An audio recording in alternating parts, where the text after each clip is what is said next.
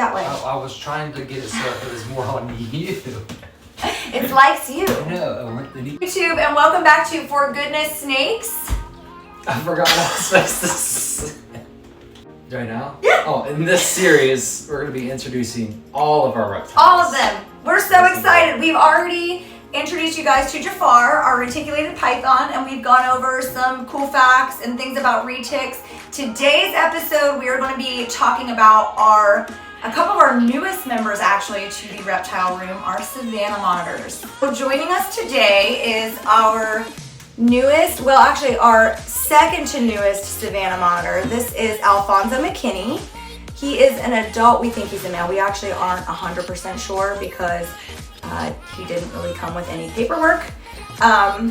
But Alfie is a little wild. So, and then of course, as you all know, if you follow us on any social media platform, Beetlejuice is always the center of attention. If you guys are well versed on savannah monitors, then you know that they are not the most easy animal to handle, especially during a YouTube video. So we went ahead and put Alfie back while we give you guys just a few pointers on savannah monitors. And we have a savannah monitor we just got who is, she's been through a lot. So we're gonna bring her out and show you some of the things that can happen to savannah monitors when they are not kept in the proper husbandry. So joining us for this video is Petunia. She's a little bit easier to handle than Alfonso. Alfonso was wild caught, which is something that's really common in savannah monitors sold on the reptile market. So both of these savannah monitors were wild caught. I did order Alfie online from a reptile breeder I know and trust. And I surprised Nathan with it. He was pretty pumped. Oh yeah, I was so excited when she told me.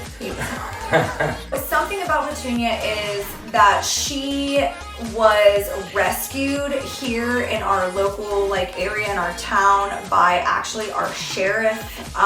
There was a whole situation with her. She was wild caught, but she was purchased by somebody in this area, and to say that she wasn't being taken care of is clearly an understatement. Animal cruelty was involved in this, and it is such a sad, sad story what Petunia has gone through. So this girl is very, very special, and we are very blessed to have her here with us and to be able to give her the right kind of husbandry so that she can live out her best life, because she did not get a very good start at life wherever she was. We don't know a whole lot about the situation. We just know that it was really bad. She is part of a, and I quote, crime scene, and she was removed abruptly from her home. So I'm not really sure of the details. I don't think I want to know anyway. I'm just really happy that we have her here and that we are able to give her exactly what she needs in order to have a fulfilled life. We again had to put Petunia back because savannah monitors are kind of wild and they do not like to sit still, especially for videos. But getting into this video, we're going to talk a little bit about how to take care of these animals and what to do with them when you finally get them home. So Nathan did not want the savannah monitors at first, but after we got them home, I feel like they've really grown on you. Yeah, I really like them now, and I've learned a lot about them, and I learned how hard they are of a reptile to actually take care of and how much upkeep they take. Yes, you really have to know what you were doing with a reptile like a savannah monitor. The animals need a lot of places to dig and burrow because they really, really love to burrow. So you want to make sure that if you are housing a savannah monitor, they have plenty of substrate to dig in, at least 1 foot to 2 feet, and plenty of places for them to burrow and hide inside of, because that is in the wild how they get away from their predators. When feeding savannah monitors, you have to keep in mind that these animals are insectivores. Insectivore means that they live on insects. Although they can find eggs and stuff like that in the wild, the majority of their diet is going to be insects. Like dubia roaches, crickets, and mealworms make a great meal for these guys.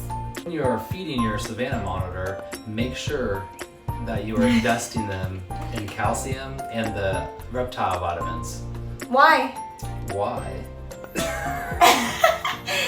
Yeah, why? Why do you do that? Why do you need to do that with lizards and geckos and monitors and You should have dragons? told me that before I did this. So Nathan left me. He doesn't like videos, so I'm by myself.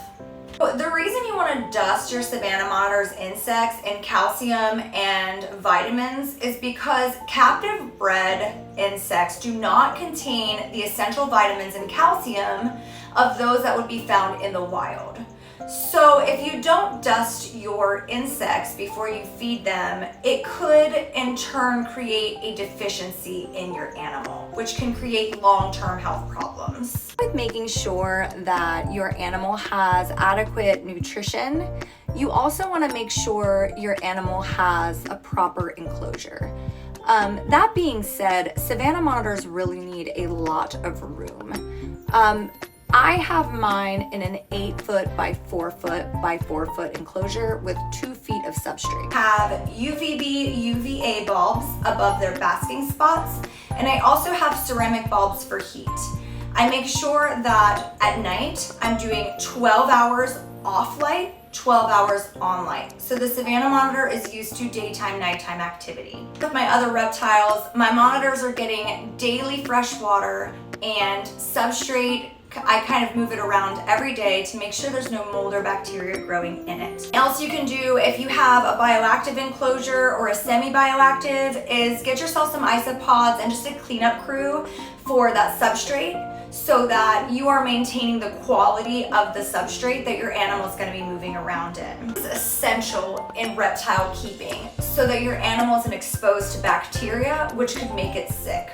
Top few things to make sure of when homing a savannah monitor is the proper diet, making sure you're dusting their insects with the proper nutrients, calcium and reptile vitamins, the size of the enclosure that you're going to need, make sure it is large enough for the monitor to live in and to be able to put at least a foot of substrate in so they can burrow. For lighting, heat, and humidity is essential, obviously for proper shedding and digestion. Wanting a gentle and social animal, make sure that you are socializing them regularly, handling them as often as you can, and just making sure that they are used to human interaction. Sure that you're keeping the humidity at a high level. I do recommend having some kind of humidifier, mister, or getting yourself a motorized mister that you can use 2 to 3 times a day, making sure at least the first inch of your substrate is moist. Substrate goes,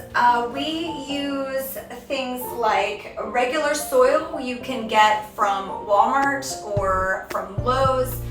We do use a lot of coconut substrate and coconut bark. And a little bit of sand mixed in there. So you literally can mix up many different kinds of substrate as long as it is thick enough for them to burrow and damp enough that they're not going to be too dry during their sheds. It is essential in proper shedding in these animals. I cannot stress that enough. We do have a new rescuant who has lost almost every one of her toes due to improper shedding. It is beyond sad, and I get so angry when people do not do their research on these animals before purchasing, and then the animal is left to suffer. Another thing we purchased were just little PVC pipes and joints to put down into the substrate so that they have areas they can crawl in and out of. They really like to burrow in these. So these are just like some little tips that you can use for your own savannah monitors, cheap ways to get them burrows, and fun things for them to do and keep their interest up so that they don't get bored. There you have it, guys. You have now officially been introduced to Petunia and Alfonso McKinney, our cute little savannah monitors who are thriving and doing so well. And obviously, don't just take my word for it on all the things that I've talked about. If you're going to purchase a savannah monitor and you're going to house one of these, make sure you're doing your own research. And if you're contemplating this animal, keep in mind that they are a lot of work and they do require a lot for their husbandry. So please, please, please, you guys, research, research, research. It is the best way to understand an animal and get to know whether or not this animal is going to be right for you and your household. All of us here at For Goodness Snakes, thank you so much for watching our YouTube video. Make sure that you subscribe, like, and share, and help us spread the word on proper reptile keeping so that we can keep these animals safe and make sure they're having a happy and healthy life.